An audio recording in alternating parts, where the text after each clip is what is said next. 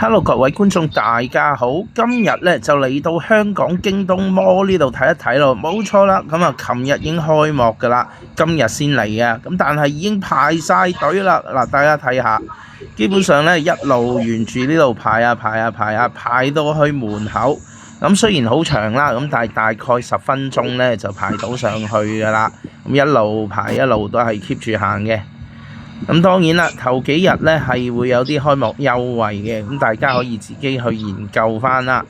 咁終於咧排到啦，咁啊搭翻呢個扶手電梯上去，期待已久啊！因為都排咗成10分鐘，好熱啊！咁啊一路上到去，咦一睇咧眼前一亮啊！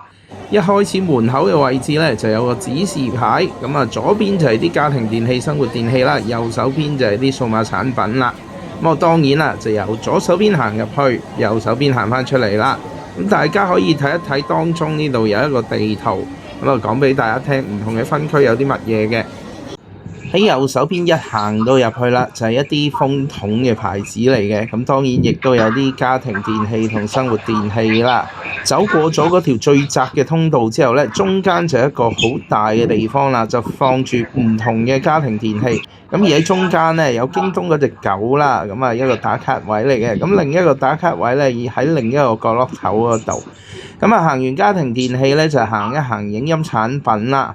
咁會見到有喇叭啊、電視啊，嗱當中咧仲有啲地方係可以俾你坐住梳化一路去睇下個感覺嘅。嗱咁當然除咗睇電視之外咧，亦都有啲音響室，咁啊賣緊啲高級音響嘅，你就真係可以坐喺個皇位嗰度，咁真係可以親身去聽一聽個效果。咁啊呢度亦都賣緊啲好靚嘅耳機啦，嚇同埋一啲好靚嘅播放器咁樣。咁大家有興趣可以過嚟睇一睇。咁啊間房咧都係玻璃門咁樣閂住嘅。嗱咁當然啦，繼續睇翻啦，有唔同嘅電視品牌之外咧，亦都有一啲我哋好常見嘅音響品牌啦 ，JBL 呢啲大家都會見過噶啦。咁除咗呢啲音響品牌咧，仲有電腦品牌啦，譬如有 Lenovo 啦，有 HP 啦，有華碩啦。咁另外咧，亦都有呢度呢啲投影機啦，冇錯。咁大家可以親身咁睇下呢個小小嘅投影機，究竟投影出嚟個光度可以有幾光啦。因為現場嗰度咧都開住燈嘅，咁但係睇呢啲投影機嗰個表現咧都係唔差㗎。咁另外咧，亦都有另一個電競專區啦，咁大家就可以睇到一啲電競電腦啦，咁亦都有啲電競位咧俾大家去試坐。咁另外咧，亦都有賣相機嘅地方啦，冇錯啦，當然唔少得電話啦。咁唔同嘅品牌啦，包括 Honor、OPPO 啊、Vivo 啊、華為啊，全部呢啲國產品牌都唔少得㗎啦。咁當然除咗國產品牌之外咧，我哋仲有好多唔同品牌嘅手機，包括有 Apple 啦，有 Samsung 啦，咁亦都會有 Sony 嘅。咁大家可以望得到啦，中間有個空間咧，就你見個天咧好似黑晒，有啲星星喺度。咁全部咧都係攞嚟展示啲電視機嘅。